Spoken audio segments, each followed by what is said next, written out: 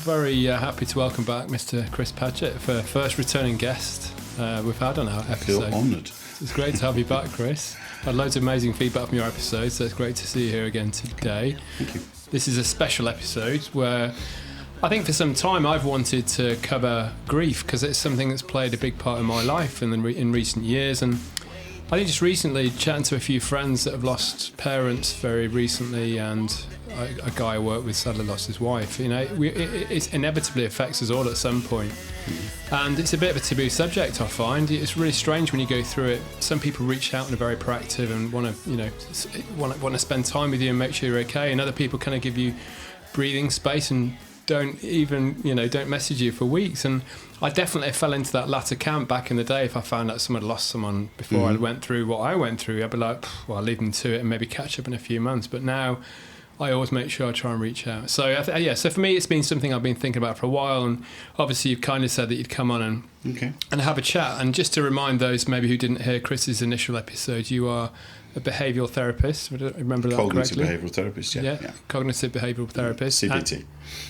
Exactly. And just for the record, Ads and I are certainly not professionals, but I guess we're coming at it from a life experience perspective. Mm-hmm. And I would encourage anyone listening to just check the terms and conditions, or the what would we call it? Terms and conditions? Or disclaimer. Disclaimer, that's the word I was looking for. In the episode description. It's general advice rather than specific advice. Yeah. If people want more specific advice, then go and speak to a counsellor, go and speak to a therapist.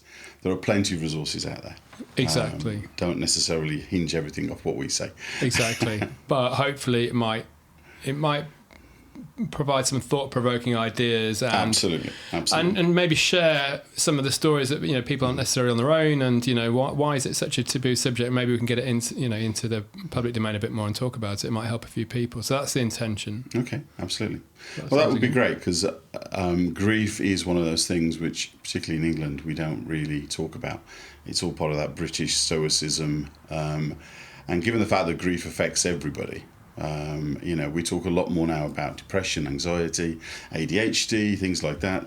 We still don't talk about grief, even though grief is one of the few common experiences that we all go through. And yet we don't talk about it. The advice that's out there tends to be patchy, and people respond in different ways that aren't always helpful. And there's again a bit of a taboo about seeking help about grief. Often I will talk to people and they'll come to me feeling other things. They'll say that they're feeling depressed, or they're anxious, or they've got sleep problems, and then I'll speak to them and it'll turn out that they've suffered a bereavement in the last few months. And when we drill down even further, that's what's causing the problems. But they don't see it as being a problem. They just think somebody's died, I'm getting on with it, and they aren't always aware of the effect it has on them. So having a chance to talk about it is great. Yeah. So thank you for providing a forum. Well, thanks for coming on. We really appreciate it. And I guess it manifests itself in different ways. And there's no blueprint for anyone who loses someone quickly to know what to do. You're just left to struggle on your own. And some people keep themselves busy, or they've got kids to look after, or they throw themselves into work. Mm-hmm. And obviously it's a very difficult time for anyone who loses someone close to them. But there is no guide, is there? There's nothing out there. No, and there shouldn't be. There shouldn't be. And I think also, is it fair to point out that there are different types of grief? In terms of, I think one of the things we talked about a little bit was grief for a life you may have had before, or grief. Does it necessarily have to be? Let's say someone close to you passing. Could there be other different forms of grief that people work with? Yeah. Well, it's important to get the definitions right. So grief is really any sense of loss, and that can be about anything. It can be about a job, it can be about a pet hamster, it can be about a TV show. It can be, I often experience a form of grief, albeit very shallow, when I come to the end of a good book, or especially if it's a series of books. I feel like I've lost a friend. I've been in this world reading these books for weeks on end, and then it comes to an end. Brexit was one for me. Yeah, exactly, yeah. Oh, God, yeah, that was a big one for us. It felt like well. I was getting, obviously with the Spanish wife, it felt like for 2 days, it felt like I was mourning. Exactly. So we all experience grief all the time at different levels, and a lot of the time it can be a positive thing in the fact that it's a signifier of change. So, yes, you might be mourning a previous job, but it often means you've got a new job. You might be mourning the end of a book, in this case, like me. But you then go and find a new book and you move on. And it's all part of the process of change and getting on with our lives. And that's at a very shallow level. Of course, grief can become far worse when it's the loss of a family member or a friend, especially if it's very sudden. And then we get into bereavement territory. So I tend to call it grief counselling, but the technical term is bereavement counselling because it separates it out from the normal feelings of grief that we all have on a day-to-day basis and focuses on the specific loss of somebody who has meant a lot to us. So I often use the example of Queen Elizabeth when she died. The nation suffered grief. But her family and friends suffered a bereavement. And you could see that. You know, there was a lot of grief in the country and there was a lot of outpouring of emotion, but it happened quite quickly and people got on with their lives. Whereas bereavement is a different thing. It's much more personal and can take longer to get over. So, you know, while it was the same event, Queen Elizabeth dying, and some people would say they felt bereaved, but not really, unless you knew her personally. What you were experiencing was a sense of loss. When I felt it myself, you know, this was the Queen I'd known all of my life. So I had a sense of grief, but I got over it quite quickly. Whereas bereavement is usually deeper because there's a bigger hole to fill, if you like. There's a bigger gap in your life and it takes time to get over that. So that's the difference then, is it? It's the size of the gap almost, isn't it? Because grieving itself is closely tied to the word grief, isn't it? Grieving. But yeah, I suppose it's a strange one, the Queen, because she had been a constant in all of our lives, hadn't she? She's been there such a long time. And whether you're a royalist or not, you know, you're fully aware of her and obviously, you know, in what part she plays in our society. So when she went, you're right, it was a bit of a shock, even though it was inevitable at some point. Same with the Queen Mother. Yeah, so when public figures go, like they say, maybe that's grief rather than bereavement, unless you were personally knew them, I suppose. I think that's a good definition, yeah. I think Sir Alex Ferguson's a good example. My wife thought it was ridiculous, but if you actually think about it, from being a child until he resigned, he'd actually been a constant in a lot of people's lives. And I know it does sound pathetic. It's not an input. It's a shallow, very, very shallow. But it was really weird. You know, when you support passionately a football club and then Sir Alex Ferguson steps down, I don't know. You know, I guess I hadn't really thought that could be a version of grief. Well, yeah, it is. It's a sense of loss, isn't it? Yeah. What was there before has ended and something new is beginning. And that gap is where grief fits in. But it wasn't bereavement. I mean, obviously he wasn't dead. You know, I mean, losing the Euros in the final this year, I mean, you could definitely say there was a sense of grief there, but it wasn't bereavement. And the nation picked itself up and got on with life. So I think, as I said, there are different levels of grief, and it's all very important. Yeah. Sorry, it's just the army coming overhead. No, but that's a good point, because I felt, being a Manchester United fan, I felt exactly the same when Sir Alex stepped down. And it was not long after I lost my dad, so I thought, God, there's two important figures. Not that I knew Sir Alex, I met him once, but you do feel that sense of loss. But do people always recognise when they're grieving or when they're going through a form of grief? Because like you say, it's not, people associate grief with a bereavement, but actually you could mourn the loss of a job, like you said, or, you know, serious health implications, which sadly you two guys know, you're well aware of. I mean, actually mourning the previous life almost, you know, that do people maybe not always aware that they're going through a stage of grief? Oh, God, absolutely, yeah. When we tend to think of grieving as something that is linked to bereavement, to a death. Whereas the actual process is how we deal with loss. So, yeah, I did grieve for the previous life I had after what happened to me and all the health issues I had, because I had to accept a different way of doing things. And my rehabilitation nurse at the time, she had a mantra that she kept repeating to me, which was, "This is how you live now." And that was her point, that I had to move on. But I was, for a long time, still grieving the fact that, I mean, even now, part of me still misses the fact that I can't always do what I want to do, that I have to operate in with the constraints of who I am now. But it doesn't fundamentally affect my life any longer because I have moved on. So, yeah, I think a lot of people do feel grief and don't recognise it. They interpret it in different ways. They can interpret it as a physical dimension, so it changes their sleep patterns, their their eating patterns. They can get depressed physically, so they stop exercising. It can affect them on other levels as well. I mean, it can affect their mood. One of the most common things that goes alongside grief is anger. And often that is the thing that people will be aware of, that they are angry all the time and unnecessarily angry and inappropriately angry. And that is something which could be caused by grief rather than by them actually just being angry themselves. What is that? Is that an agitated emotional state that causes that, of going through the ups and downs of... Partly that, and also partly that if it is a bereavement, it often raises a lot of questions, doesn't it, that we don't have answers for. Especially if the death is sudden or if it's somebody younger. It does raise hard questions, mostly around the why. Why have they died? Why did that happen? We all probably think it.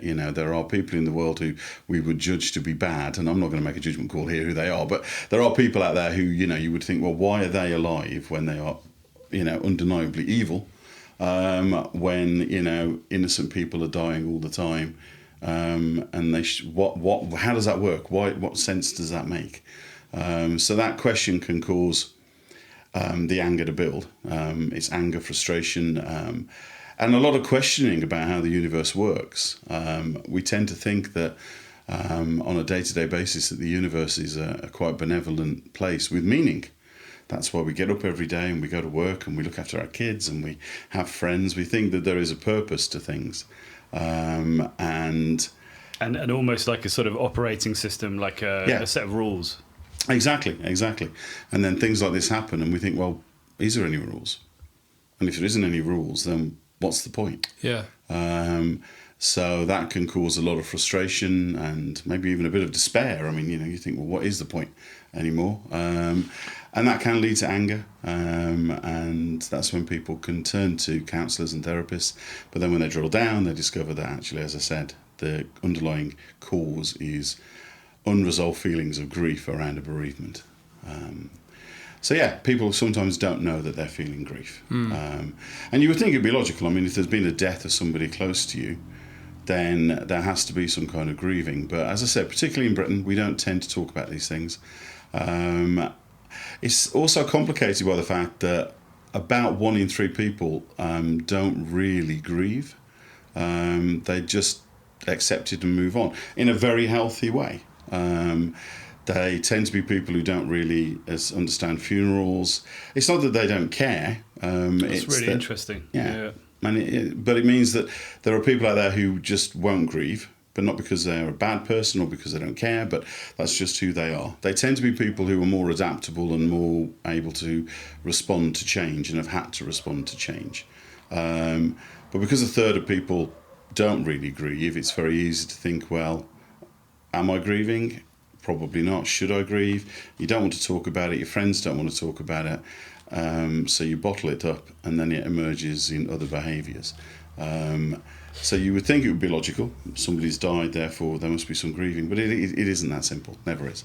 So the third of people who don't grieve, it's not necessarily a good thing.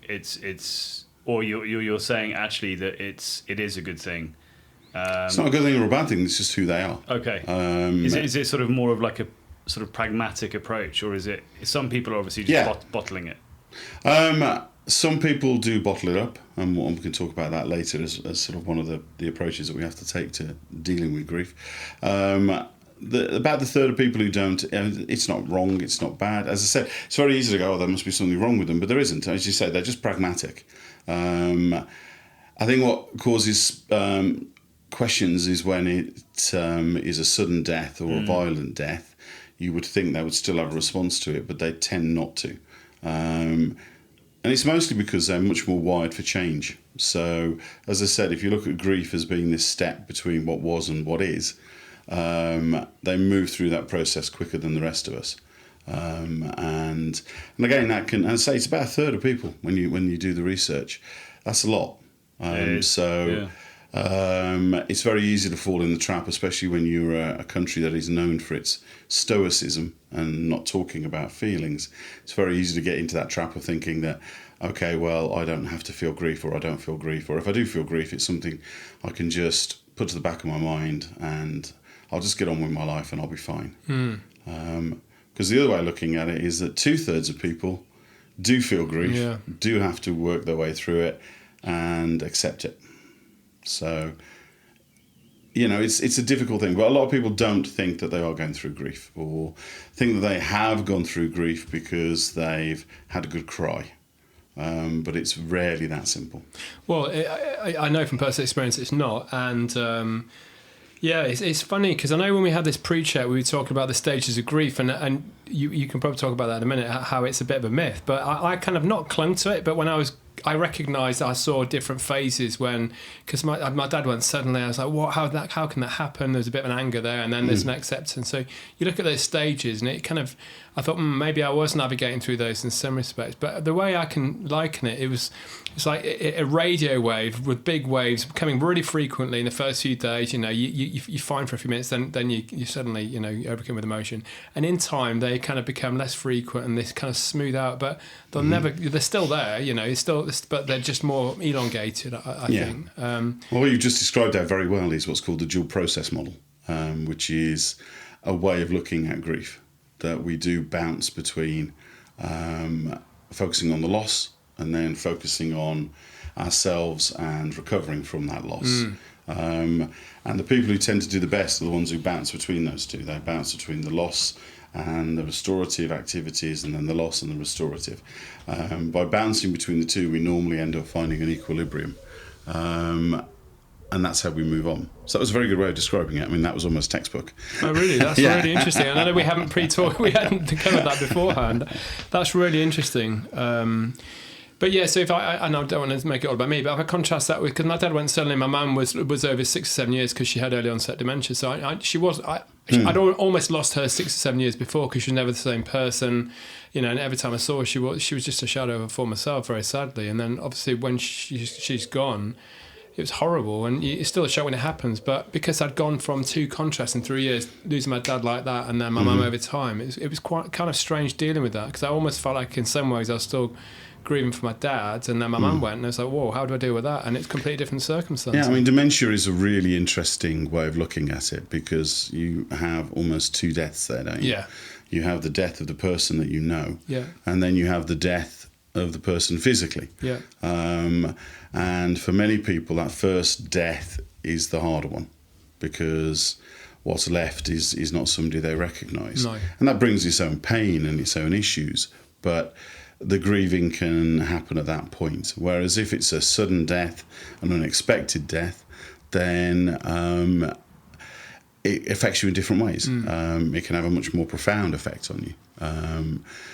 I mean, just use my example from my own life. My dad at the moment he's 84. He's not in the best of health, but he's still got all his marbles. He's still my dad. I can talk to him. Yeah. And I'm very grateful for that he's still there as my dad. And because he's a Yorkshireman, he's quite pragmatic about the fact that he's dying. I mean, the doctors have said to him, he's got a number of things wrong with him. So at some point he will, fall asleep one night and he won't wake up. We don't know when. Could be tomorrow, could be 5 years. It all depends. So that puts me in an odd situation in that I don't really feel I can start grieving yet, because he's still here. Yeah. And I shouldn't be grieving because he is still here. But at the same time, I need to prepare myself for the fact that he could go quite quickly, or maybe not. So then you think, can I do anything to prepare for it? Probably not. If it's sudden, what will I do? If it's more drawn out, I don't know. So it's never the same, and that's the other thing that people often make a mistake about. They think that I grieved in a certain way for one parent, therefore I will grieve in the same way when the next parent dies, or I grieved when a friend died. I'll grieve. It's never the same. Everybody's process of going through grief is individual, both for themselves and also for the circumstances of that bereavement. There is, I was going to talk about a few myths in a moment, but this is one of the myths, that grief is a process and it's the same process every time. It isn't. It depends on where you are, depends on your emotional state, it depends on the nature of the bereavement, the nature of your relationship with the person who died. There's lots of variables there that affect how you grieve, and it does mean that the process is different every time, which again can freak people out, because we do tend to think in linear terms. We tend to think, well, if it was this way before, it should be this way now, but it isn't. And that can often throw people as well. And that comes back to what we were saying about people don't always recognise that they're grieving, because the first time around they had a set of symptoms, if you like, of grieving, and this time around they don't have the same set of symptoms, and they think, well, something's gone wrong, why aren't I grieving? But they are grieving, just in a different way. Super interesting. Yeah, I mean, it's the first time I'm hearing all of this. I mean, we're never taught this, are we? We don't. You know, no, one ever talks which is about astounding, it. given the fact that we all are going to face grief Exactly. in our lives. Severe grief, bereavement. It's inevitable. Do any countries deal with it differently? I'm not sure. It's probably unfair on asking you this, but I just wonder, because obviously quite a lot of different countries have a different approach to death, don't they? You know, the Mexicans do it one way. Do you know what I mean? Like I think the Muslim cultures do it slightly differently, where they bury them straight away, don't they? Yeah. That's quite a common thing in hotter countries, that they do bury them quite quickly, and then hold a memorial service at some point in the future. Right. And that is, again, different. I mean, in Spain, it's often a year until you get to the memorial service, and you think, well, how can that be the case? But people, because it's culturally what they are used to, they sort of prepare themselves for it. They accept the fact that the physical body has died, and there are practical reasons, maybe not so much nowadays, but back then, where the body had to be dealt with, usually for health reasons. And then it gave people time to process what had happened. And then when the memorial took place, it was, I've been to a couple myself, it is this outpouring of grief. And there's lots of crying and lots of emotion and lots of support and lots of hugs, and it's lovely, because everybody's expecting it, everybody's sort of building up to that moment, but it's very, very different to what we do here, and that's just how they tend to do things in hotter countries, certainly in Spain, which is the one I know the most. Other cultures, I don't know. There will be variations. But what we do know is that grief is one of those things which is entirely universal in the human experience. Every culture, every country, every religion, even in ape societies, the greater ape primate societies, you see grief. So it seems to be a universal part of human existence, or even great ape existence, that grief is part of that. Wow. So it is universal. The details might differ, but it is universal. Super interesting. Do you ever truly fully grieve and get over someone? I mean, did you ever come the other side of it, or is it something that's with you forever? Okay, we're kind of leaping ahead here to what I was going to talk about later. Sorry, we can park that for now if you like. That's fine. I'll give a quick answer, and then I'd like to give a longer answer later. And the answer is yes. Okay. But it's not that we stop grieving. We get to a point where it's more about remembrance than it is about grieving. Okay. So that's the healthy place to be, in my opinion, and in the opinion of quite a lot of other people, that we don't forget, but we do move on.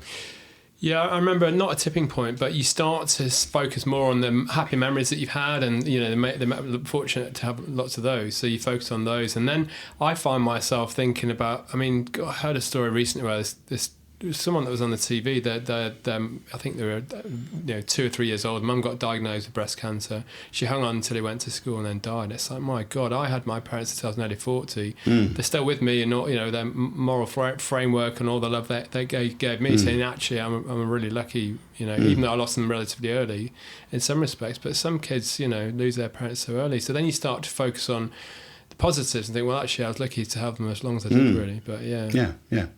And that's what happens. It's really, technically, again, the terms are you move from acute grief to integrated grief. Right. As in, it is integrated into your life.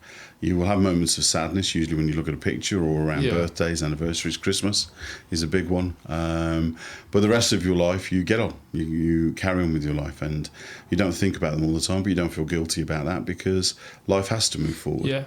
And it can take a different time scale to get there. Some people get there really quickly. Some people get there over longer time scales. Some people don't get there at all, and that's often when there becomes a problem. Yeah, that's the idea, that you move from this acute stage of grief where it's raw and painful to where it's integrated into who you are as a human being. There's a thing called the fried egg model, which is that your grief is like the yolk of an egg, and it starts off with just the yolk. But over time, your life experience and your grieving process creates the white around the egg. So the yolk, it's always there. The grief is always there, but it becomes part of something much bigger. I'm sure there must be a better metaphor than fried egg, but that's the one that I was taught. So that's the idea, that it becomes integrated. It's still there, but it's not a major thing in its own right. Okay.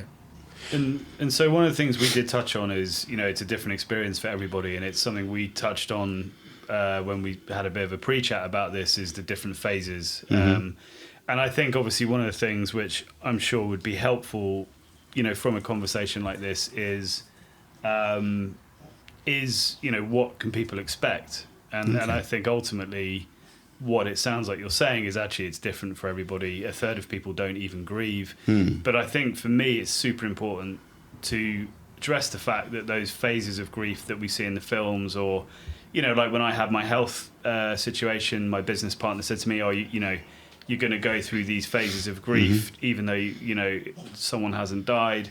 It's you're going to go through that grief process of what you had before.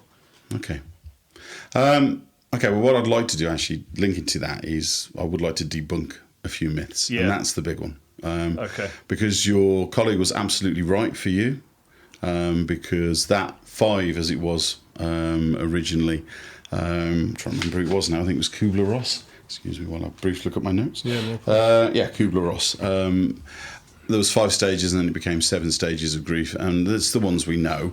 But the model is really to help people who are facing potentially terminal illness to come to terms with that. It's not about helping people who are suffering bereavement.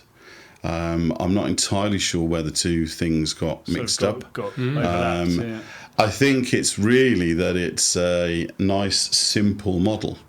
And therefore people feel that it gives them a certain amount of structure. I don't know this for a fact, but I also suspect that the people who don't grieve naturally, that 1/3 of the population, maybe use it as a bit of a template to look like they're grieving, and that they don't look like they're a sociopath. But in truth, it's not very useful at all. It is useful to help terminal patients come to terms with their own fate.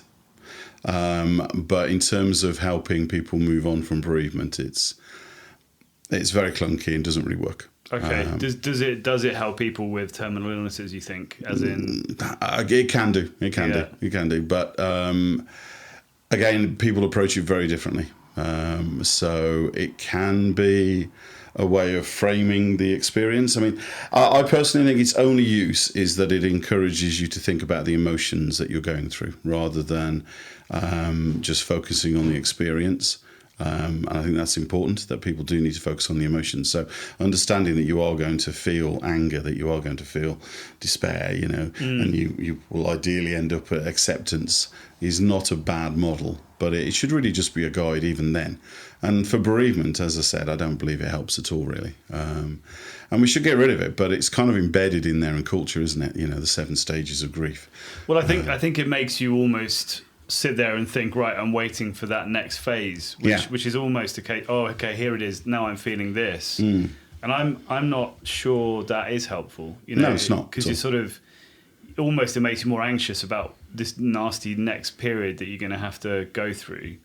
Well, that's just it. That's the reason I don't like it, because it puts an unnecessary level of expectation on things. Some people will experience all 7 stages of grief in that order over a period of time, but they're very few and far between. Some people won't experience them all. Some people have them in the wrong order. Some people it will happen really quickly. Some people it will take longer. So as a model, it's pretty much next to useless. So I would suggest people don't think about that model at all. If they are going to think about their own grief, think about it in terms of what they're feeling at that moment.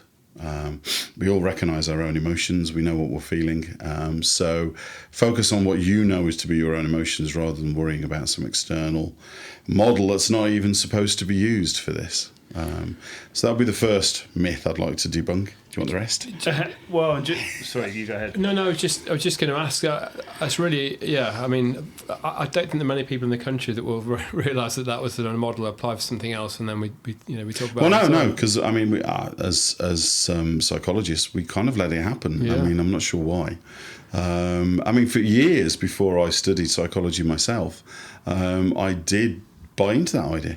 And it was really embedded, wasn't it? Particularly in American TV shows that came over. Yeah. So it became very much part of the psyche. I mean, I know we're early stages of this conversation, but from what I've heard already, it doesn't sound like there's a cookie cutter approach to grief for anyone. Everyone's everyone's very much an individual. And you mentioned there about we recognise your own emotions. What's the best way to do that? Because I think we all get wrapped up in our emotions sometimes, don't we? We shout at the kids or whatever it might be. What is it? Just taking a moment and just trying to recognise what those emotions are. It's recognise that first of all there will be that trigger, the bereavement. Secondly, that it will change your behaviour in most cases. I mean, I'll keep talking about the third who don't, but it's really the 2/3 who do grieve. It will change your behaviour. It might take a while to filter through, but it will. And if anything in your behaviour changes, it's worth stopping and thinking about, okay, well, why am I feeling that way? Why am I feeling angry? Why is my sleep not working as it normally does? Excessive drinking or excessive something. drinking, yeah, exactly. Yeah. And thinking, well, in that case, do I need help? Because, I mean, that comes to the second myth I'd like to debunk, which is that there is no right way to grieve. So there isn't a strategy. There isn't. No, there can't be, because people grieve in very individualistic ways. So while there are lots of advice that you can receive, and some of that advice is very tailored. So you were talking earlier about bereavement in childhood. So if you are very young and your parents die or a sibling dies, then there are specific strategies that can help you as an adult come to terms with that. But that's more about taking a psychotherapeutic approach to early childhood trauma than it is specifically about grief. So there is no right way to grieve. There are things that can help, and we'll talk about those in a minute, but there is no right way. And the reason I say that is that people shouldn't feel bad if they're not grieving according to whatever societal norm they live in.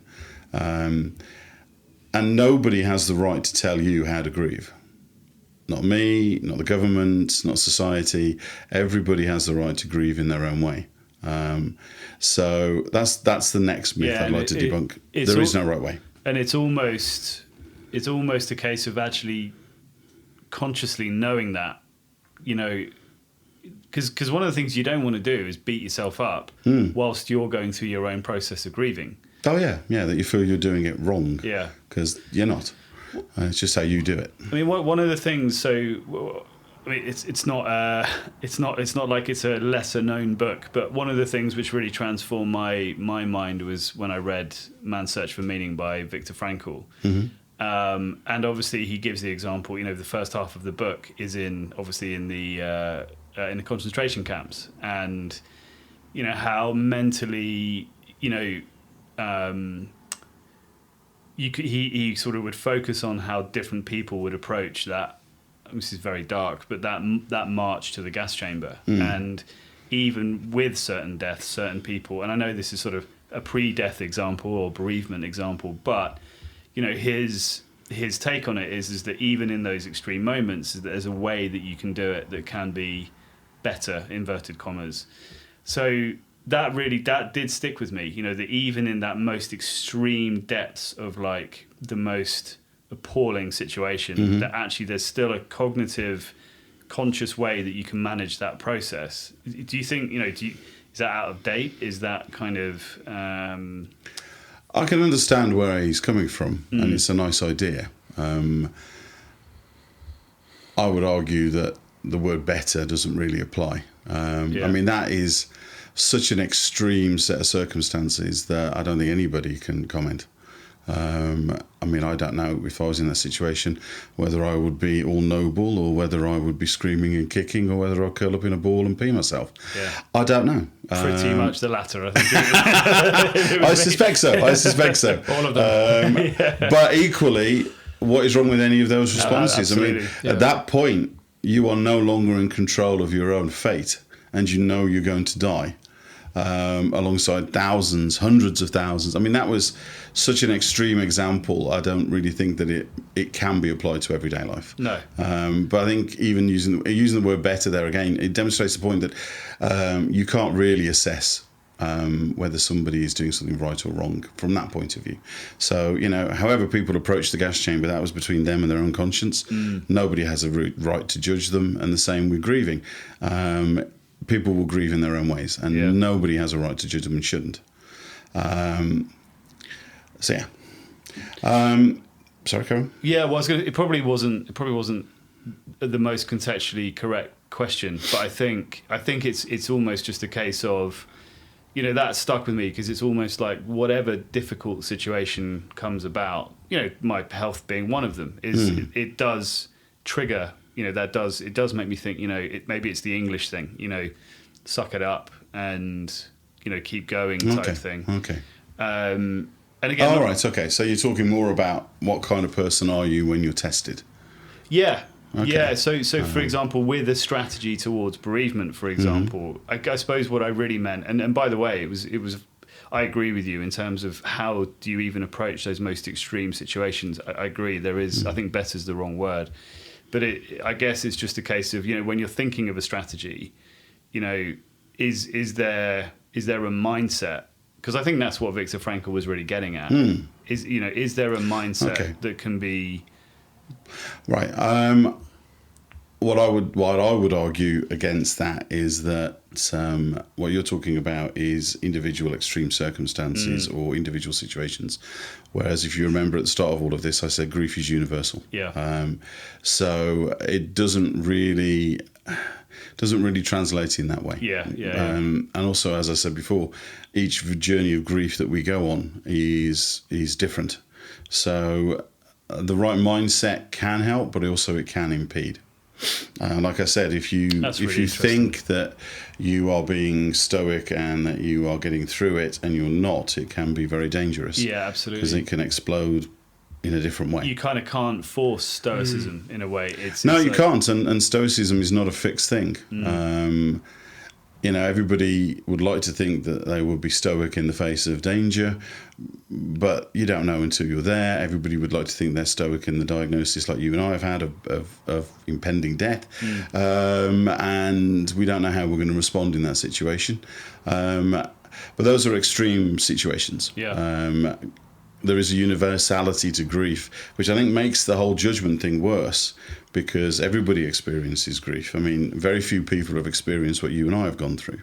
In fact, you haven't experienced what I've gone through, and I haven't experienced what you've gone through. Yeah. Whereas everybody in their lives, generally speaking, experiences grief. So it is very easy to judge. And we shouldn't, because we're in no place to do that. Everybody has the right to grieve in their own way.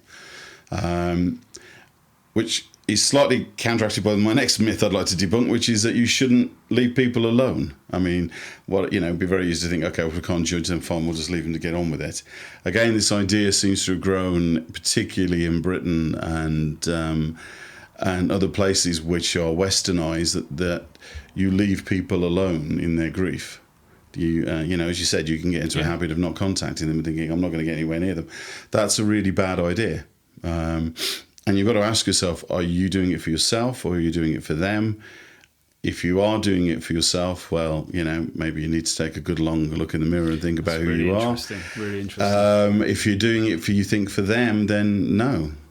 I mean, they're going to want people to reach out. It's up to them to say no, not you. Yeah. If they were to turn around and say, look, I just need some space, that's fair enough. But they can't. I mean, I've been through the grieving process myself. You do want people to come up to you and say, how are you doing? It's almost, I think, people, if they're honest with you, they're not brave enough to do it. They don't want to have to deal with. I'm not using it as an example, but it's, I can think back to those examples where actually it's like, no, you're bullshitting here. You just don't want to have to deal with it. You're saying, oh, let's give them space, but actually, yeah, like where's that been learned from? Yeah, I no, it's true. And I think until you go through it yourself, I go out of my way now to make sure that I always reach out to people, even if I don't know them that well, because I know what it's like to go through it. And the other thing that I find really, well, I guess it's pretty normal, is it really stirs emotions. That it brings it back if someone loses a parent, because that's what I went through. You know, it does stir it quite quickly, and you find yourself getting more affected by that. But you know, I think when you have been through something like that, then your sensor, your radar or whatever for that is heightened, and you just want to go and make sure you can help them. That's how I find it. Anyway. Yeah, and you should. Yeah, you absolutely should. Again, you shouldn't judge, shouldn't tell them what to do. I mean, it's fine to give advice, but I understand that it might not land how you want it to. I mean, I was going through a grieving process a few years ago, and a good mate of mine, he just took me to the pub, and we sat down with a beer, and he never said a word. And we just sat there drinking a couple of pints for a couple of hours. And it was enough that he was there, that I wasn't alone. And that was really important, because it's what I needed at that point. Yeah. At a different point, I may have needed to talk. At a different point, I may have needed to cry. But at that point, actually, I just needed a sense of normality and a sense of calm and a sense of peace. And he nailed it. So I would always say reach out if the person who's grieving isn't interested, then fine, back off a little bit, but make sure that they understand that you're there for them, because that's really important. Yeah. And it gives them hope as well. It gives them hope and a reminder that life does go on. And maybe a face-to-face as well. It's easier, isn't it, to reach out on WhatsApp or whatever it is, but actually face-to-face, you can't beat that, can you? Face-to-face is ideal, but even on WhatsApp, I mean, we're now so used to receiving all our information in that format that even that can be useful. The really strange thing is, if you think about when this happens, is you suddenly thrust into a world where you've got a shitload of stuff to sort out very quickly. A lot of people do, right? They've got all the possessions, they've got all the admin stuff, they've got all the death certificates, they've got the funeral to plan. So suddenly, you, as well as dealing with all this grief and bereavement stuff, you've suddenly, you know, more often than not, got a lot of stuff to sort out as well. So it's a really strange time. Oh, absolutely, yeah. Yeah, and depending on the situation, that you could end up having to go through your family's or your parents' possessions and figure out all the practicalities, and, you know, even the death certificate side of things, you know. I mean, I didn't realise until relatively recently that you can't just get one death certificate. You've got to get 7 or 8, because everybody you're dealing with, they need to see the original or an original death certificate. And then they charge you for that. So the system says you need originals, and then then they charge you for it. And I was thinking, well, that's ridiculous. Yeah. You know that we need 10 death certificates. Why not give us 10 death certificates? I mean, they sit there going, well, how many do you need? It's like, I have no idea. And then you send some off, and then they send them back, and you can reuse them. And you think, I mean, it's a very facile example, but it just shows that there is this other layer there where you're trying to figure out a system that you would probably never have engaged with before. Yeah. And might never engage with again. Yeah. And you're right. And there's that practical side of things. There's the emotional side of things. You're grieving. You might have children who are grieving, or siblings who are grieving. You know, and then there's the practicalities of the will and all the joys that brings. You know, the practicalities of death in this country are complicated, and to my mind, pretty stupid. They don't seem designed to help people through the process. They seem designed to almost punish people. It's things like the rules of probate. I mean, I'm drifting off into different territory here, but the fact that you have to pay inheritance tax before the will is enactioned. I mean, they want their money before you've even got it. Yeah. So people have to go into debt to pay the inheritance tax before they can inherit, and that's wrong, and everybody knows it's wrong, but nobody does anything about it, because the government benefits because they get their money early, and that makes them the first in the line of people who get paid. But it's awful. Don't get me started on it. I can't believe you dropped the ping pong. Sorry. I apologise. What time do you need to leave? But you're right. It's an absolute disgrace. Yeah, I mean, the practicalities in this country could be done a lot better, and they are in other countries. But you're right. That's a very good point, that you can be dealing with more than just grief.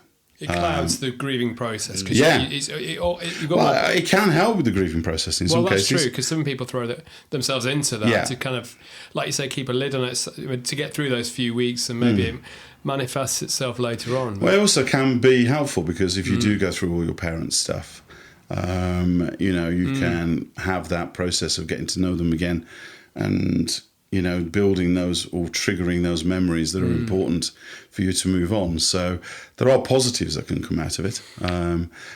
But equally, it can also be, we all know people who throw themselves into it as a way of avoiding thinking about it. Yeah. That's probably not so healthy. And with regards to just touching back on sort of how to interact with people going through grief, or particularly bereavement,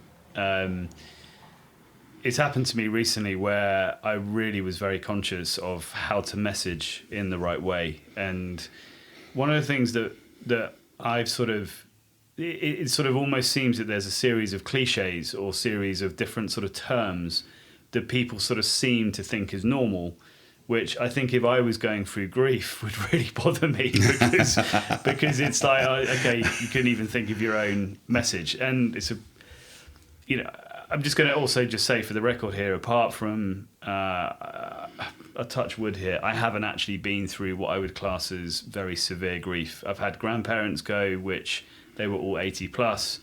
I lost a dog. But my actual experience of grief, I would say I've been spared it apart, relatively. So I haven't known that feeling of really, like, let's say an unexpected bereavement or an early bereavement. And obviously, God willing, that won't happen. But the one thing which, so recently, someone close to me lost their brother, and they're not that close where it's a case of like, I know exactly how to deal with it, if that makes sense. It's a case of what's the right level here, which is definitely close enough, known them a long time, but then you start to message and you're like, how do I get this right? Like what's the right thing for them? You don't want to mention, I feel like this. So, well, it doesn't matter how I feel. So it's probably a bit bad using a current example, but do you think there are any sort of things that people should, and it sounds a bit weird strategizing bereavement, but I think it's important, because again, if you don't talk about it, then how do you help people in the right way? And I'm already sitting here as we're talking thinking, I'm not helping this person enough. Do you know what I mean? And it's because I think I'm doing the right thing, but I'm probably not. Okay. But I would say one message is better than no message. I mean, you have to be sensitive around the content, but I think they'd rather, at least they know that you think. Well, I think it's that helplessness. You don't know how to help. Well, I think you're right. One message is better than no message, and building on that, there's nothing wrong with the cliches. There isn't. They're there for a reason. They're cliches for a reason. And these, there are bad cliches and there are good cliches in my mind. And something like this is good cliches, because they do give you a way of saying, I'm there for you. I mean, not all of us are Oscar Wilde. We can't come up with some brilliant statement. I mean, and if you agonise over it and then you think, and this comes back to what I was saying, you agonise over it and you think, oh, well, I'll put it off till tomorrow. I think that's what a lot of people do, that they're scared that they're going to say the wrong thing, and therefore they don't say anything. Whereas even if it's a cliche, who cares? Really they'll have received your message, and if they respond back, then you start having a dialogue which won't be cliched. It's that initial icebreaker, if you like. And if it has to be a cliche, and it can be something as simple as just sending a message saying, oh, I'm so fucking sorry, it is bloody awful. Sorry for the swearing, but sometimes the swearing can help. I mean, we all swear in times of stress, well, most people do. It can be something as simple as that. Even just the phrase sorry for your loss, which sounds like the ultimate cliche, but it is a way of establishing that you're aware of what they've gone through, and therefore they can talk back to you. Or not, it's their choice. So I wouldn't worry too much about cliches. I wouldn't overthink things. Sort of how to do it. It's just do it. Yeah, I mean, just keep it simple. And then if they want a dialogue, you'll have a dialogue. Yeah. I think it also depends on the situation, doesn't it? And because, I mean, I think if I find people that I know have lost parents, I kind of feel like I've been through it, so I know I kind of can empathise very much, and I kind of know what to say. To a point, it's always difficult trying to word it sensitively. But we had a podcast a few weeks ago, and very, very, very heartbreakingly, the guy's son had committed suicide, and I was numb for fear. I mean, thankfully, you were able to carry on with the questions. I couldn't speak for about 15 or 20 minutes. I just didn't know what to say. I normally in those situations, I kind of pride myself on having something to say. I had nothing. I just didn't know what to say. When he dropped it, let's say, when he mentioned it, it was like, it was a blooming thunderbolt. It's not every day you have to deal with. But I mean, obviously he had to deal with it, and he's admirably so. And how they've coped with that, I've no idea. But he said, didn't he, as much? He said people go either a couple of ways. They don't really know what to say. They're stunned silent, or they, it's very difficult to know what to say in that situation. Well, yeah. I mean, again, there's a level of tragedy as well, isn't there, to grief. As you said, if it's your grandparents who die when they're 84 and they die quietly in their bed, there's no real tragedy there. And sorry to interrupt your point, but for me that was a celebration. It was very, very different. My parents were upset. I was upset, but because all of my grandparents lived past 80, which I think is pretty unheard of. And I just said to all, and they all stayed together. They all, they all lived until none of them was alone. It's like, this is a celebration to me. If everybody gets to this point, this isn't sad. Yeah. So, which is where the idea of awake can come in. That it's a celebration of their life. I was the same with my grandparents. I mean, I was relatively young when they died because I'm the youngest of a lot of kids. But I do remember that each party was a party. It wasn't a funeral. It was a celebration of their life, and there was loads of photos up on the wall, and there was lots of talk about their lives, and I heard stories I probably shouldn't have at that age, but it doesn't matter. It was about a celebration. You're right. So you can go from tragedy to celebration. If it's somebody who's young who commits suicide, particularly, that's tragic. I don't want to stir up too much emotions, but what happened in Southport recently, I mean, there could be no greater tragedy. There's just nothing worse. And it affected the whole country because of the level of tragedy that went alongside the grief. I mean, I would argue that there probably wasn't a sense of grief there, that there was a sense of tragedy for most people. Tragedy and grief go hand in hand. And as you said, I mean, that's another dimension there. If you are dealing with somebody who is dealing with a massively high level of tragedy, then it is even harder to know what to say. And I can't give any advice on that. I really can't. I'd love to say I had all the answers, but I don't. But you turn up. I mean, you gave him a forum to be able to talk about what happened to him, presumably, and he appreciated that. Hope so. And other people will have heard about it, and again, any dialogue around this, whether it be personal or on a wider scale, has got to be a good thing. Because again, as I said, there are lots of misconceptions about grief. A lot of people say that it's just being sad, isn't it? No, it isn't. Being sad is different. Sad is an emotion that applies to a whole range of things. Grief is a very specific thing about loss. It's not the same. It may be that you're sad, but you will also feel lots of other emotions. I mean, as we said, you can even feel celebration if it's in the right circumstances. You can also feel horror if it's in the right circumstances. It's not just sadness. And it's very easy to say, that bit's sad, I'll get over it. And I think that's what people do say, grief is just being sad, isn't it?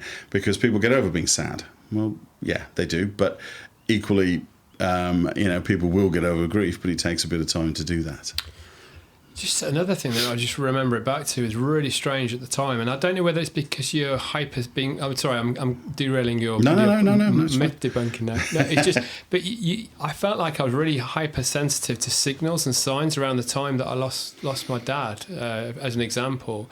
And little things that you notice and think, well, that's a sign. That's a sign. I mean, is that a natural stage of grieving or not? I mean, I'll give you an example.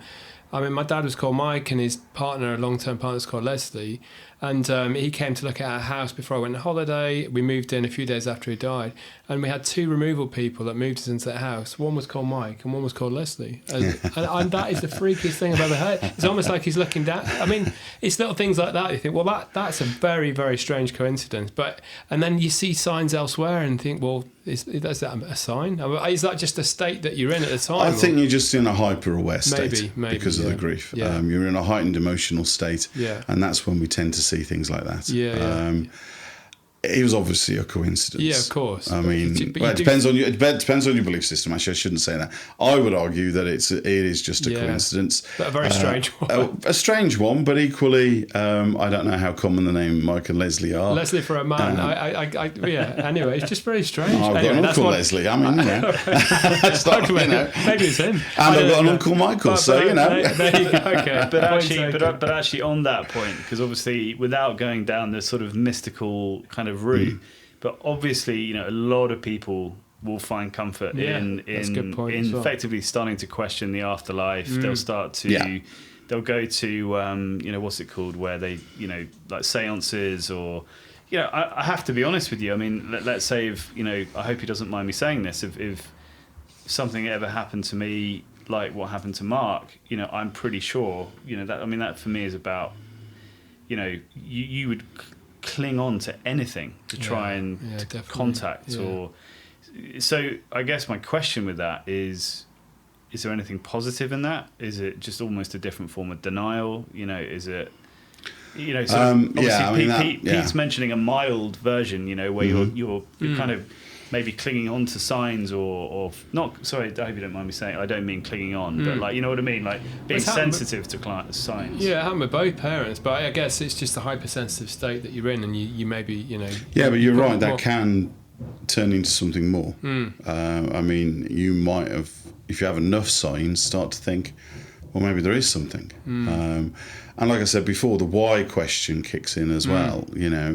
Why did this happen? This doesn't fit my concept of the universe, and therefore, is there something deeper, more profound going on? Maybe, and that might lead you to start thinking about those kind of things.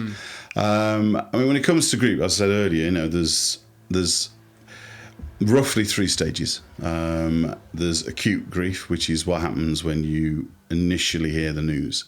And that's what we all expect: the pain, the grief, the horror, depending on the circumstances, lots of emotions. That's why it's called acute. And as I said, that's why you might see signs, because you are in a very raw emotional state, and everything might start to have meanings in ways that you wouldn't normally logically be aware of. After that, ideally, you then gradually, and the timescales vary, move into the integrated state where you accept the grief as part of who you are, and you build a model around that of remembering and get on with your life. The other stage, which is the one where often I would get involved, or counsellor or therapist would get involved, is what's called complicated grief. And that is where things, for various reasons, aren't moving on, or they've moved on in the wrong direction. I mean, if you are turning to spiritualists and mediums to try and contact your dead, whatever, the dead person, that can turn into a bit of a crutch, and it means that you're not actually processing the death.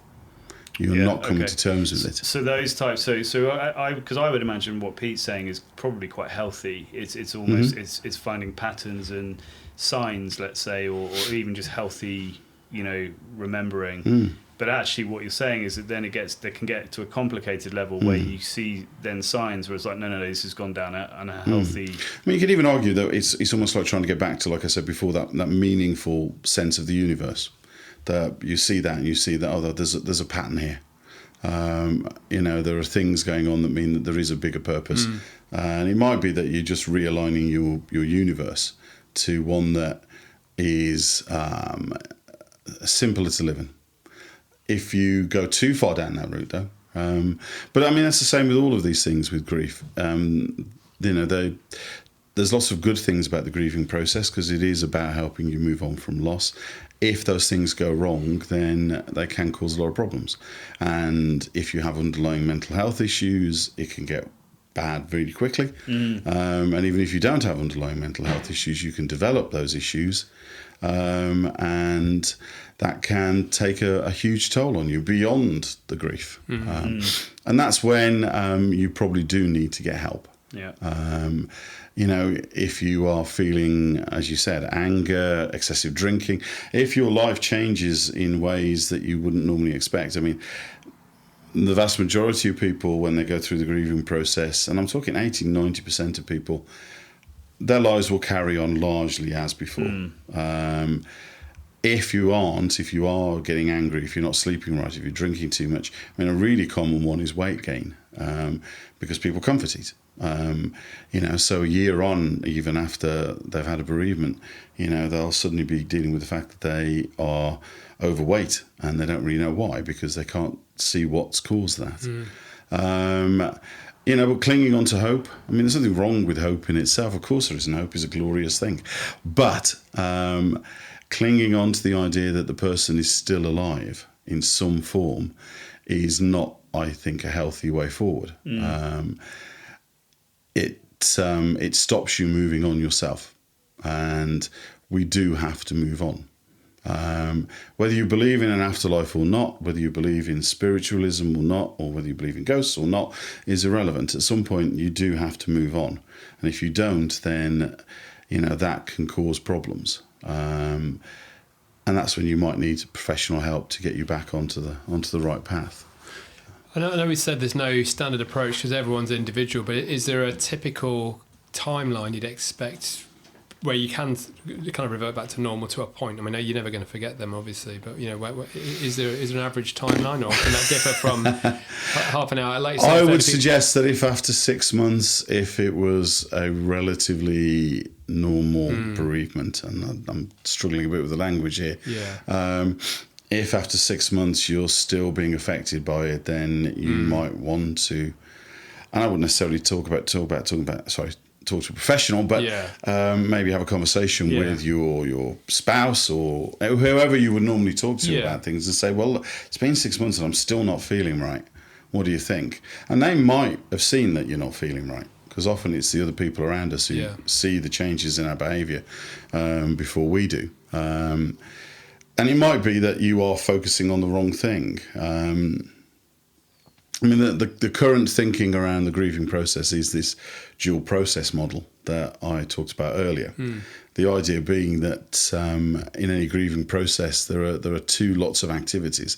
There's the ones where we're focused on the loss, and then there's the ones that we call restorative, which is where we think about the positives. And a healthy grieving process is one where you do kind of move between the two. And it might be at the beginning you focus more on the loss than the restorative, but then but you need to do both.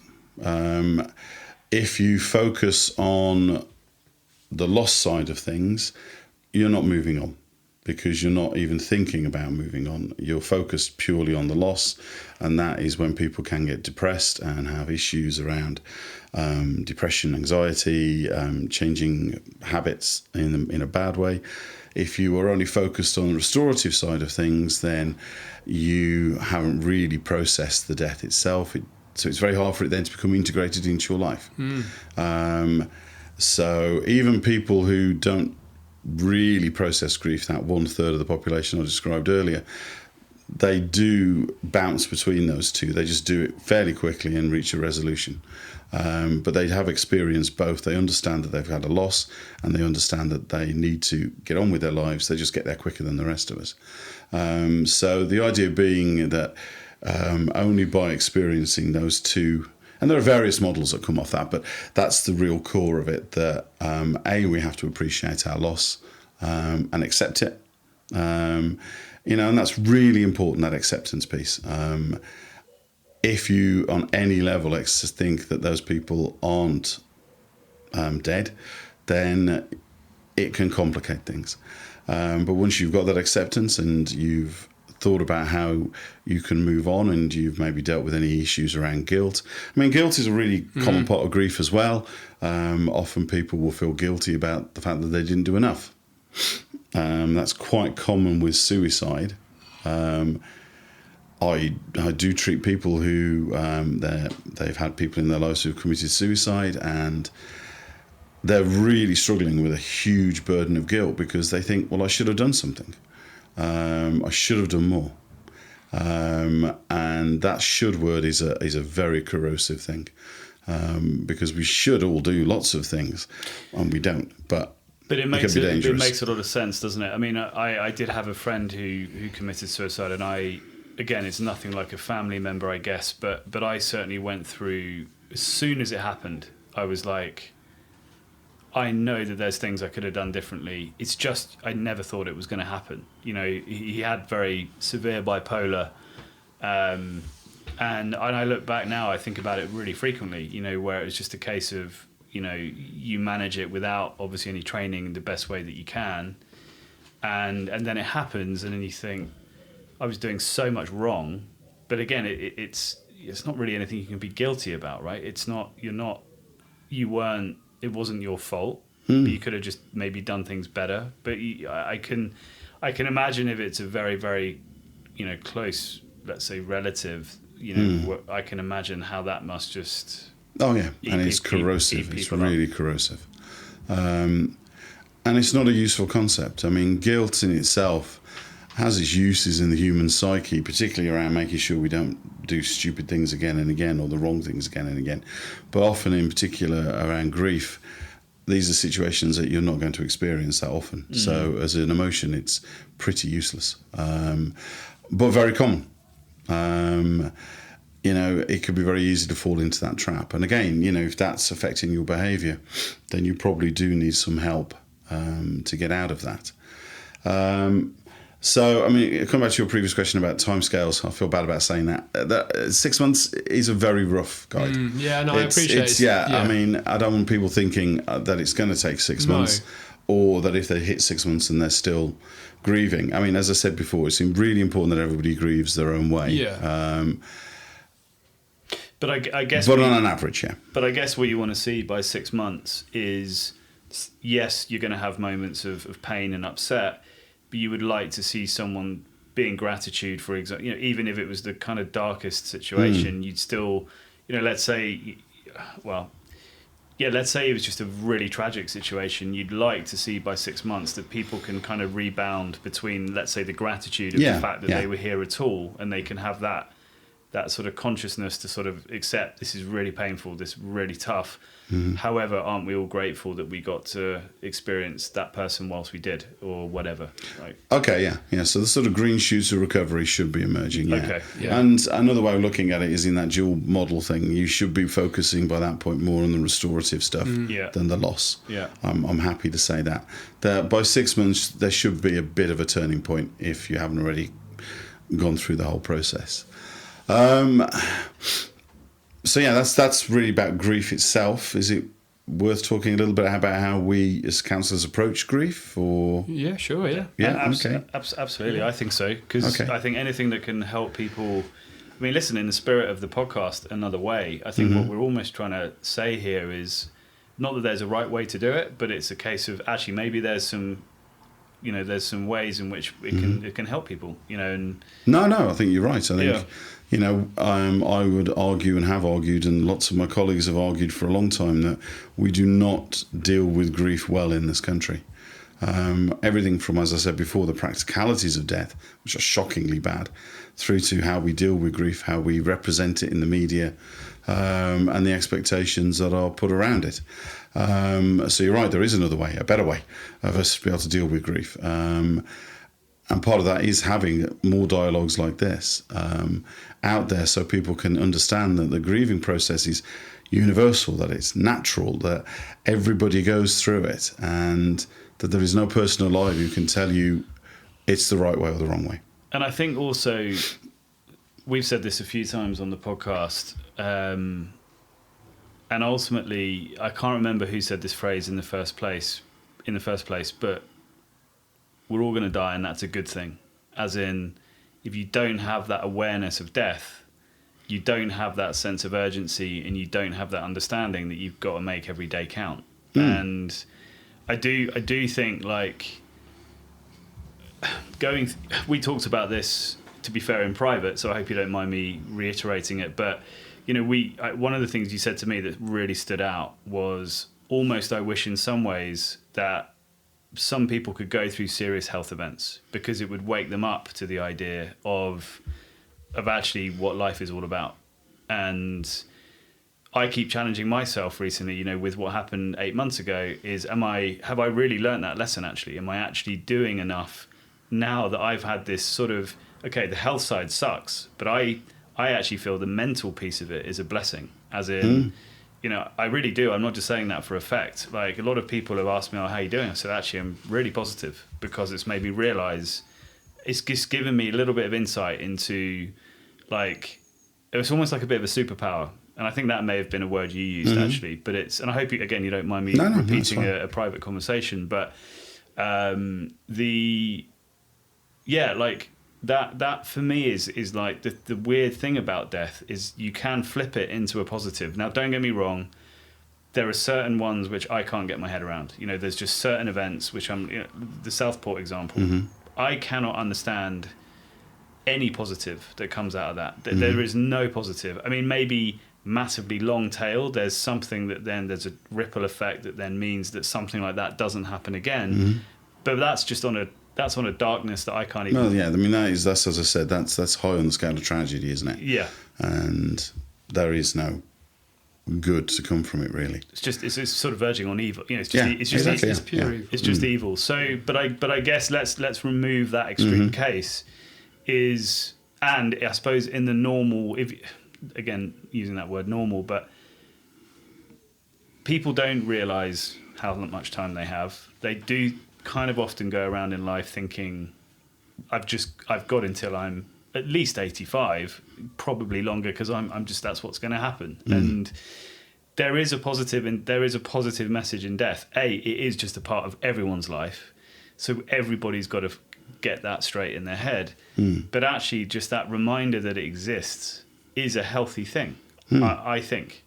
I can't remember what my question was, but I think it's, you know, there is that element which I think there's a misconception about.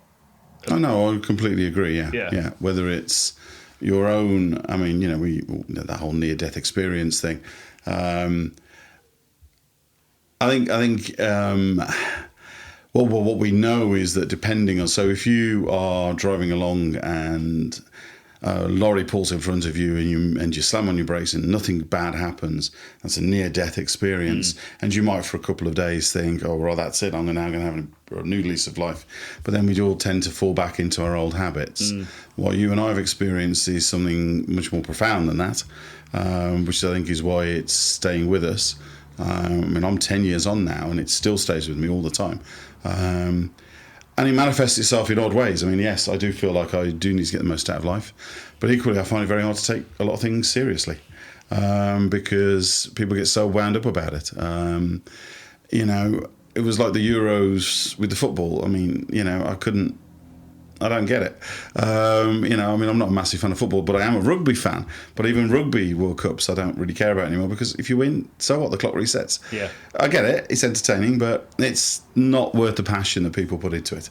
That's just how I've interpreted it myself. And you're right, it is a bit of a superpower, because you are very aware that suddenly, out the blue, and I think that's the thing for you and me, that it came out the blue. We woke up one morning and we were like, okay, we're fine.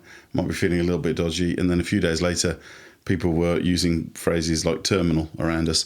And we were forced to face a new reality. And both of us have been lucky enough to survive, but that is going to deeply change you. And I mean, what's interesting for me about that is that, you know, that's a profound change, and for me anyway, I felt it was. But I didn't grieve my old life. I didn't grieve at all. You would think that would be one of the things but because it fundamentally changed who I was, I realised that actually I was just, to a certain extent, daydreaming and drifting through life. I wasn't taking it seriously. Like you say, I thought I had another 40, 50 years ahead of me. I was focused on the day-to-day. when suddenly all of that was stripped away. And I had to think about things in a different way. Yeah. Both in terms of how I lived, but also how I looked at life. And it does, I think, make you a better person. And for me, it also stripped away, drifting a little bit into the metaphysical here, but it did strip away some of the power of death. Yeah. I got about as close as you really can get to dying, and I didn't. So it's kind of lost its power over me. I'm not saying I'm rushing towards death, far from it, but I'm not scared of it anymore. Yeah. I know when it comes, it will come, and that'll be it. It's the bit that you do in between that's important. Yeah.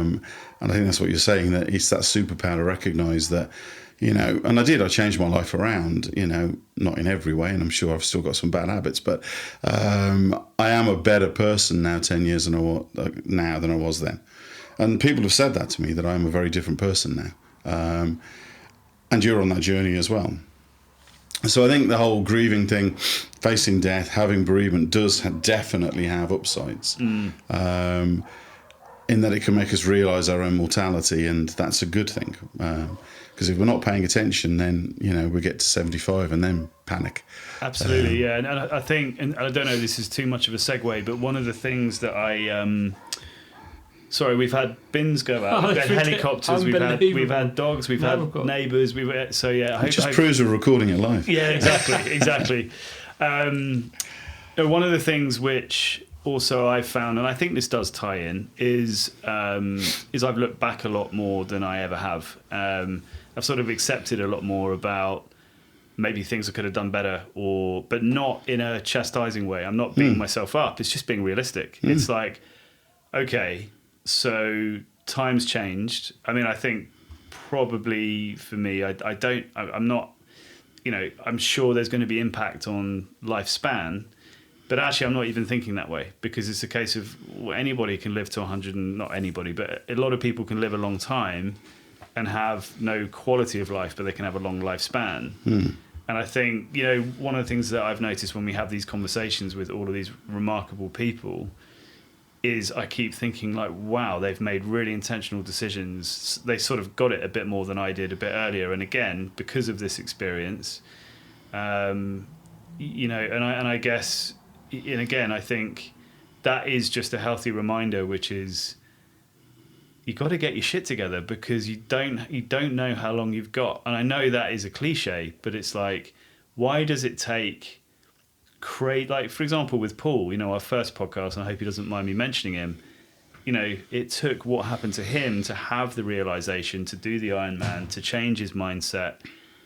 And it's almost like you said, if you could help people realize that actually the upside reminder of just the sort of finite, that life is, life is limited. It's not just gonna necessarily go exactly how you want it to go.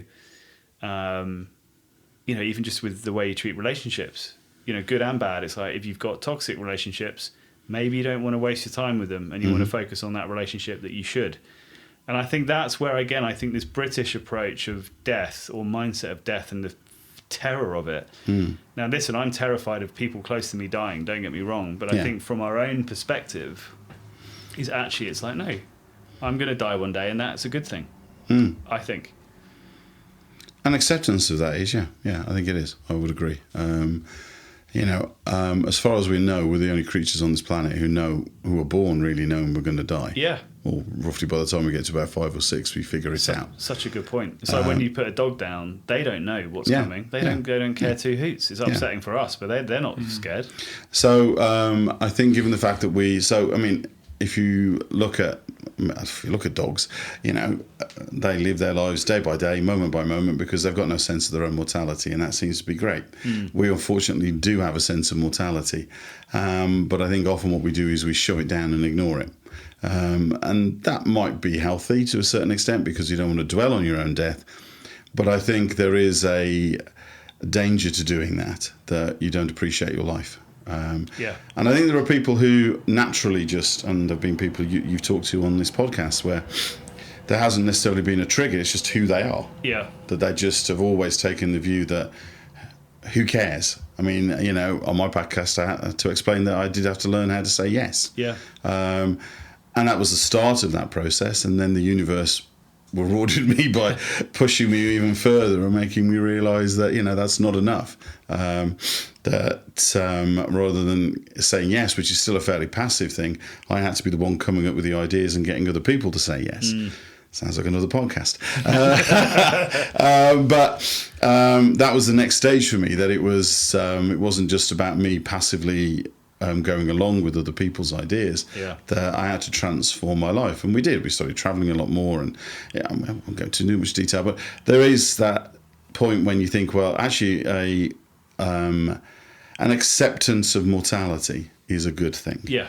And you're right, coming back to the whole grief and bereavement thing, that is often what can happen, that it, not so much when elderly people die naturally, but when it's a bit more sudden, it's higher on the tragedy scale, but it can lead to a more positive outlook on life in terms of thinking, well, you know what, I should be pushing myself a little bit harder. I shouldn't just be sitting here watching TV. Who cares about social media? I should be going out there and living my life, because so-and-so, their life ended early, and that should be a life lesson for me. Exactly. Sorry, go on. No, sorry, I was just going to say, we've said this before a few times, but the commonality with all those people on their deathbeds and the interviews and the regrets that they have, we've talked about it, but it's incredible. I think that should be published everywhere so people can see it. Stop worrying about the stupid stuff, Yeah, absolutely. I mean, I've tried for 10 years now, and I may have become a bit of a bore about it, but I've been saying to people, I have been there. I've been lying there for an hour. I contemplated my death, and at that point, an hour is a very, very long time. And out of that, I realised the stuff that I did regret and the stuff that I didn't, and it changes who you are. It does, fundamentally, in a positive way. It means that you don't do those stupid things that we all think we should do, just because society or habit has taught us to do those things. A very facile example is, if you don't clean the house every week, so what? If you've got something more exciting going on, do the more exciting thing. Not cleaning the house isn't going to cause any problems. You could have said that. Well, I think you said that this week. I did. I've used it as an excuse for 10 years. I'm not doing it now. But I actually did say that the other. I said it to. I don't think she'll mind me saying. I said it to Kat the other day. I just said, listen, you got to understand the difference here between necessity and social conditioning. As in, somehow people have got into their mindset this just sort of incessant need, because of social conditioning and the fear of social judgment, to go around the house and clean it incessantly. Now, don't get me wrong, there's a balance. You got to have structure, you got to have order, you got to keep sensible. But it's like when it's like, hold on a second. If someone comes over on the spur of the moment and our house isn't perfect, I don't give a shit. I just want to see that person. That's what we should be focusing on. I want to enjoy that experience. And again, I think it's where I think we've even talked about it. I think it's where I'm having to really manage my tolerance on stuff like that, to just not call it out everywhere I see it. Because it's like, guys, let's get the eyes on the prize here. Let's get our priorities straight. It's like, you're not going to lie on your deathbed worrying if your cushion wasn't in the right place. Let's get that straight. So, well, some people might, but then I don't. I didn't, and I think that's the thing. It's maybe hard to do unless you're confronting your own mortality, but I don't think it's impossible. I think it's worth people actually taking some time to think about what is really important, what isn't. Yeah. And if having a beautiful, spotless home is important to you, then great, embrace it. Just don't. But accept that other people might not. Just don't be around me. But if you love something, then you should be doing it. Far too many of us don't do things because we feel that it's wrong, that it's selfish, that we should be doing something else instead. So we often neglect our hobbies, when in actual fact all the evidence is that our hobbies are the things that bring us joy. That's why they're hobbies. I mean, we all have to do certain things. We do have to clean the house occasionally. We have to cook. We have to clean. We have to raise our kids. There's lots of things that we have to do. But the things that bring us joy are our hobbies, because those are things that we don't have to do. We do them purely because we love them, and yet we neglect them constantly. Yeah. And that's a crying shame, because that will be one of the things you will regret on your deathbed. The times you didn't spend doing the things you love with the people you love. And I'm drifting into cliches here, so I'm going to stop. Well, it's true though. I'm back to Ikigai now. It's finding that thing that you love to do, keep doing it, a sense of community, and all the Japanese things that we talked about with Tomono, so. But the reality is that death does tie into all of this stuff. Yeah. There's another way. The reason for this podcast, is because it's about accentuating the fact that there is any path, there's no rules, there's any path, apart from the fact that we're all going to have to pay a shitload of tax, especially under this government. I got it out, there we go. That'll be a different podcast. Yeah, different podcast. You need my wife for that one. Good point. But it does tie into the whole thing. I mean, look, without going super deep, it really fundamentally comes down to the question, and death is the best reminder of this, is what are we actually doing here? I said it to my son in the car, literally today, we played table tennis, he got in a bit of a mood, and I was just like, look, what do you want? What do you want out of this? What? I know it's a bit weird comparing it to table tennis, but it's like, what do you want out of table tennis? Do you want to get in a strop, or do you want to be good at it and enjoy it? And it does just, I think talking to Ender the other day, just that mindset of we are here to crack on. And I keep making myself feel guilty that I'm still not doing enough, even after these lessons. But I think it is just, I hope from someone listening to this sort of dialogue that someone is sitting there thinking shit, maybe I'm not actually doing enough, or maybe I'm not really quite cognizant of the fact that I'm gonna die. And I don't mean that in a dark way, What's interesting hearing you guys talk, and I've heard lucky enough to hear you talk about it before, because it's not very often people go through these experiences, but I have to say, even going through loss with my parents, and they were mid to late 60s, which I think is still fairly early. That is very early, yeah. You go through that, and then you come out the other side, and I remember thinking, what the hell? What am I here for? What's the point? What's the point doing this? So even though I haven't been through it myself, I think going through, that's exactly the point we're making. It stirs up similar emotions. Very similar emotions. Yeah. And I guess that's the point, that what we have is the more extreme example. But it is very easily translatable from what we went through to what you've gone through. It's that sense of mortality, whether it's direct or whether it's because, your parents did die at a very early age. Nowadays, that is early. It's unexpected. And that piece does highlight the mortality side of things, doesn't it? Like I said, if they died 20 years later, you wouldn't have felt the same way, potentially. You think life's natural evolution. Exactly. But what it did was highlight the mortality for you in the same way that our experiences highlighted our mortality. So it will hopefully, or should have, the same impact. Yeah. And I think that's one of the things that we're not very good at embracing in Britain, because we think it maybe is a bit morbid or a bit wrong, but we shouldn't. Yeah. There should be a joy in death, I think. Not because of the person involved, although sometimes that might be the case. I can think of a few examples, but more in the concept that it's a reminder of the joy of life, and that's one of the things that we try to instill in people when we try and help them through the grieving process. It's to get them to the point where they can start to see that glimmer of the joy of life again. As I said, that restorative piece. Because, if you look at lots of death rituals around the world, they are in their own way quite a celebration.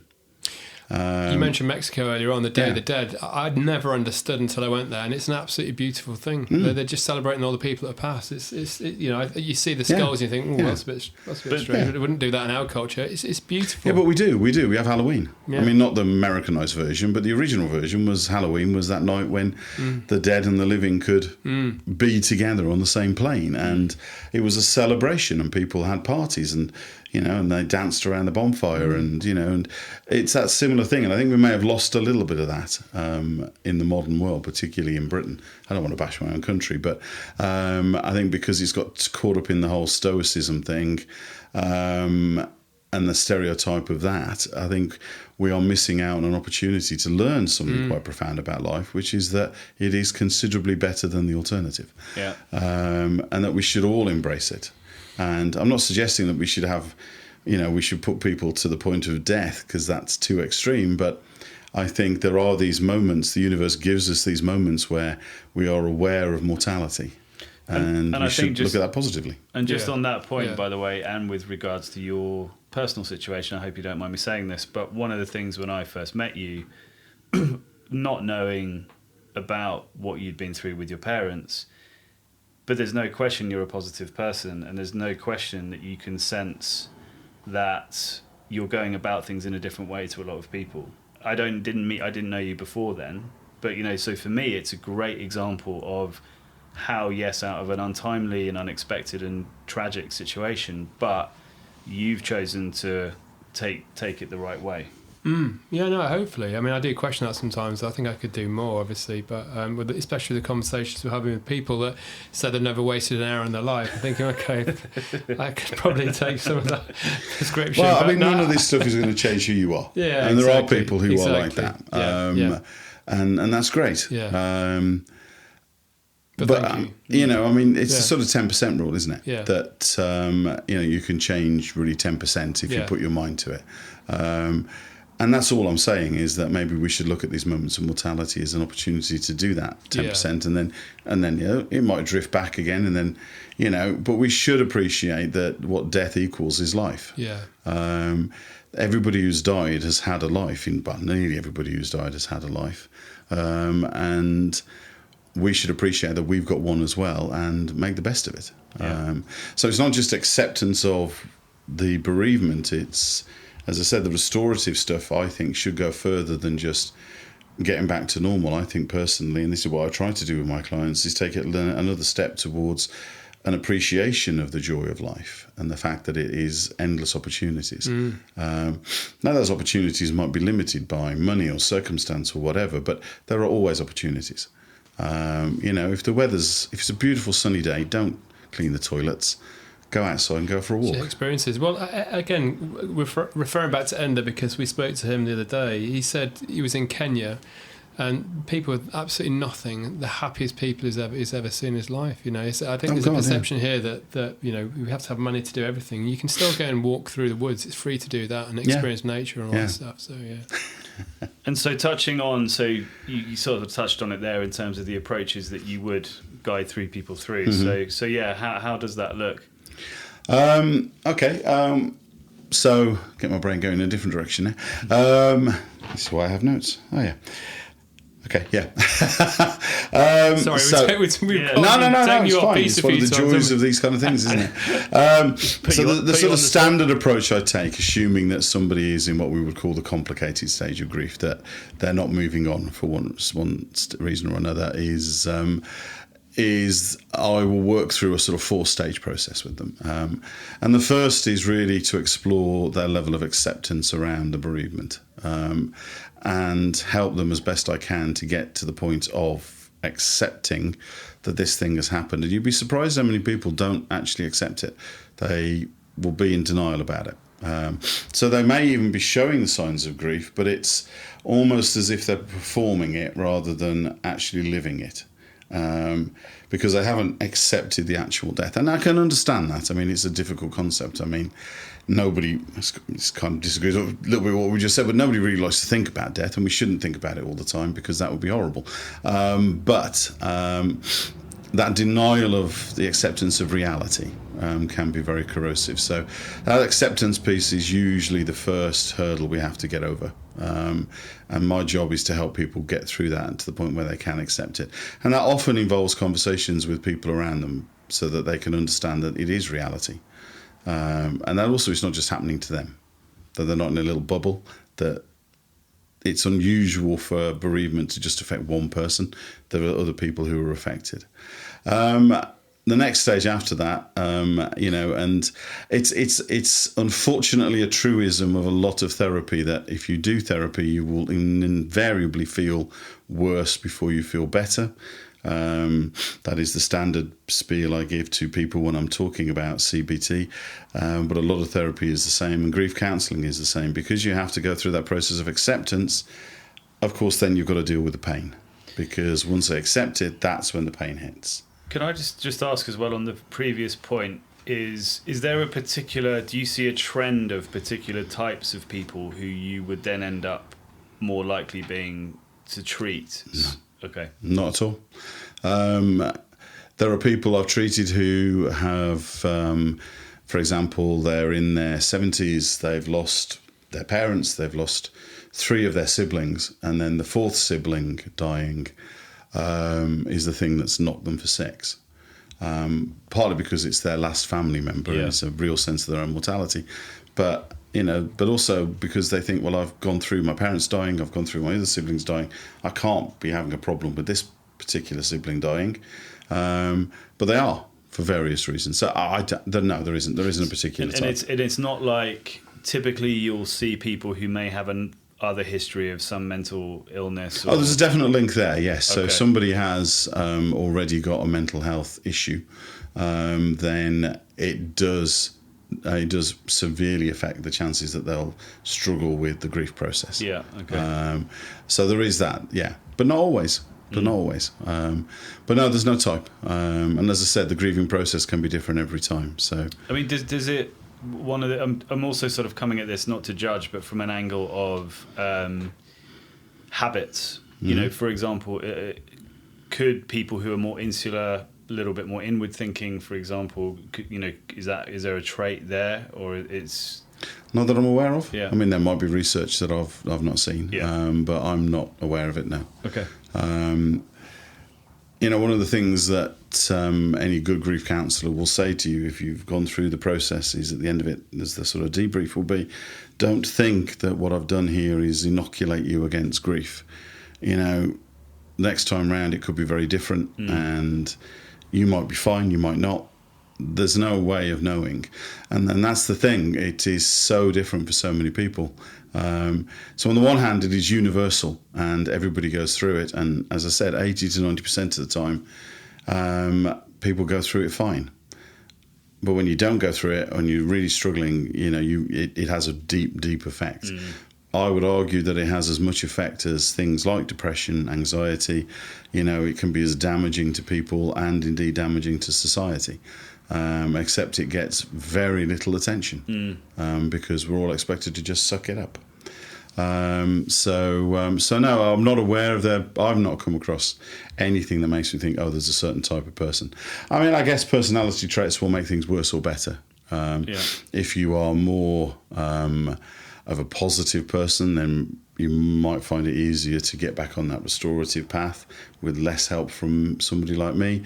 If you're more of a negative person, then you might, or maybe if you are somebody who tends to overthink things, you might get stuck on the loss side a bit more. Yeah. So interesting. But that's my job, to try and help you figure out the way through. I mean, the path is always there. It's my job to help you figure it out. And everybody gets there. Unless there is some deeper psychological issue going on there, and that's a separate form of grief counselling in itself.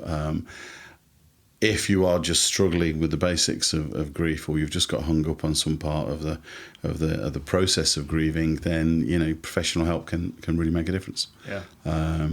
But I would say that, wouldn't I? Yeah. But what I think it's really interesting for people to hear is that people are having these thoughts on their own. They don't, to hear you talk about when it might be time to go and see someone versus not. I mean, this is the first time I'm hearing this, having been through something myself.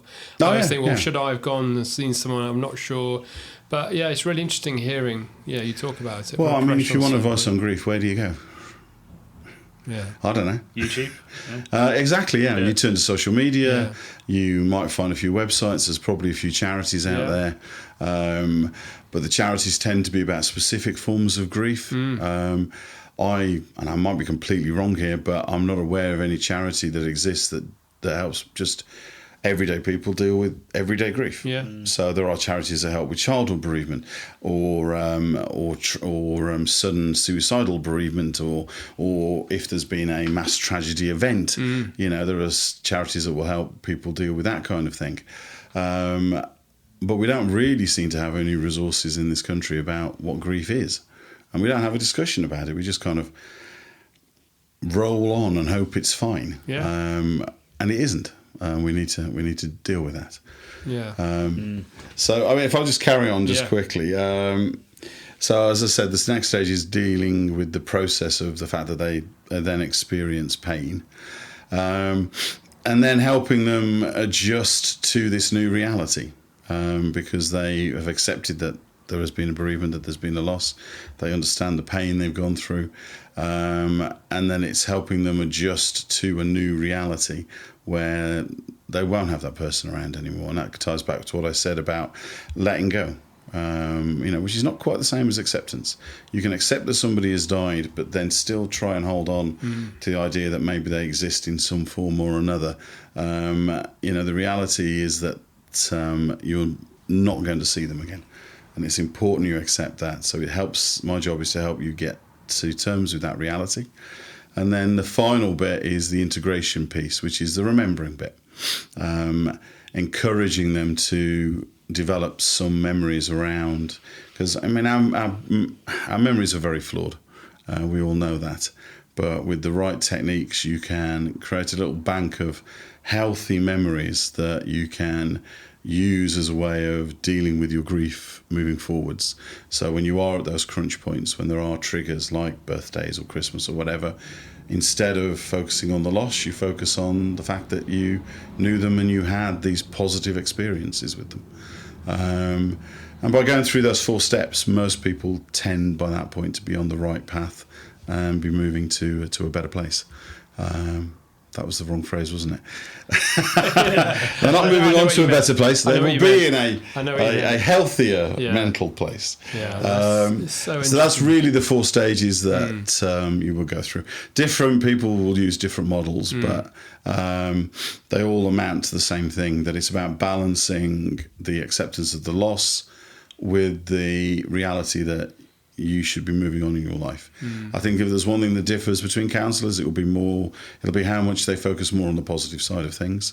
Some people will just help you get to the point where you've got a general acceptance and you can move on. I prefer to take an approach which is a bit more, okay, well, let's take it one step further and let's talk about the positives of your life beyond the bereavement, and help you focus a bit on those.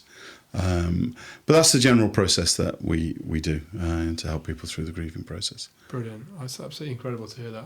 I'm conscious of your time, Chris, as well. We've still got 15 minutes. So in terms of what other stuff we were going to cover, I mean, that model is really interesting. I've never heard that before. But is there anything, other key points that people could take away from the conversation? The balance thing that you talked about, the model between acceptance and memory is fascinating. So I'm thinking back, you do naturally go, well, I naturally went through that process. Like I said, I mean, that's the important thing to stress, that 80-90% of the time people will find their way through it. And it almost feels like a natural thing to a certain extent, that, there are going to be days when you're feeling the loss more. But, the next day you might wake up and think, well, actually, no, I'm not going to dwell on that today. The sun's shining, the kids are having a good time, I'm going to focus on that. And that might be for a couple of days, and then you might bounce back again. And I think if there's one really important piece of advice I would say to people above all else is, if you are going through that process, don't feel bad about the bounce back. Because lots of people do. They think, well, I should be dwelling on the loss as a thing, and then I should focus on moving on. You're not. You're going to bounce between the two, and don't be bad about that. You're going to have good days. You're going to have bad days. And as long as you are moving more towards the, as we call the restorative things, the more positive, the life-affirming things over time, then you're heading in the right direction. As I said, it's a fried egg thing to a certain extent. It's eventually the grief will become part of who you are. But it won't define who you are. It'll just become another part of the story of your life. Fascinating. And that's a better metaphor, isn't it? A chapter in a book. Yeah, there you go. Is there such a thing as good grief? Oh God, yeah, absolutely, yeah. In the wider sense of grief. Yeah. Grief is, if you look at it from the point of view of the the process of loss. I mean, the classic example of good grief is children moving out from home. There will be grief on both sides, but it has to happen. The children need to leave to grow, and the parents need their children to leave so that they can grow as well. So while there might be grief at the loss in the short term, that is a good grief because it is a positive outcome, or should be. So, loss and change are very closely linked, and change is very often a force for good. Not always, but a lot of the time in my experience. And therefore, if you have change, you will have loss, because there'll be something that will be left behind, or there's something that isn't happening anymore, or whatever. So there is definitely a good grief, and it does help with us with that process. And if you think about grief as a whole, it is a sign of a very positive thing, which is our ability to create societal bonds. So a lot of the creatures on this planet do not grieve because they don't form those kind of bonds. So there's no room for grief because it's not that they don't care, it's a complete irrelevance. Because as human beings we form, and the great apes do the same thing, because they form these social groups and they form these social bonds, the price we have to pay is grief, because people will die. Parts of your social group will die. It's inevitable. Because of that, it's very easy to argue that grief is a positive thing. It's an adjunct to all the things which bring us joy, which is the social relationships in our lives, the people we know. And it's alongside that thing, isn't it? I mean, the more you put yourself out there, the more people you talk to, the stronger the bonds you form, the more grief you're going to feel. It's inevitable. But that doesn't mean that you should be afraid of it, because it is, as I said, it's an adjunct to a really positive thing, which is your strength of social interactions. So while grief itself is potentially seen as a negative thing, and it is, it's part of a bigger picture, which is much more positive. If you never got to know anybody, if you lived your life as a hermit, you're never going to experience grief, are you? No, exactly. Whereas if you put yourself out there and make 1,000 friends, we see it sometimes on island communities where the whole thing, everybody knows each other. Absolutely. But then the grieving process tends to be considerable, in fact, because they often are bouncing from one grief to another, because in a population of 200 people, say, on an island, there's going to be regular deaths, and therefore there's going to be regular grief. But in actual fact, what it does is it encourages people to get together and celebrate the joy of all those bonds. So there is definitely good grief out there, yeah. Well, I think that's a great way to end, actually, because it is a difficult subject, but that's a healthy reminder of we shouldn't be scared of it. Yeah, we should embrace it and understand it and talk about it, and therefore take away its power to a certain extent. Because in itself, as I said, it's not a bad thing. People can make mistakes and go on bad roads, but there is help there if they need it. And I think also if we did talk about it more and people were more open and people did, send messages of support, even if they were cliches, the world would be a healthier place for it. Fantastic. Thank you so much, Chris, for coming on and chatting about that. Loved it. I've taken a lot away from it. So, thank you very much, and hopefully our listeners have as well. So, it's been brilliant. Thank you. No problem. Thank you. Thanks a lot.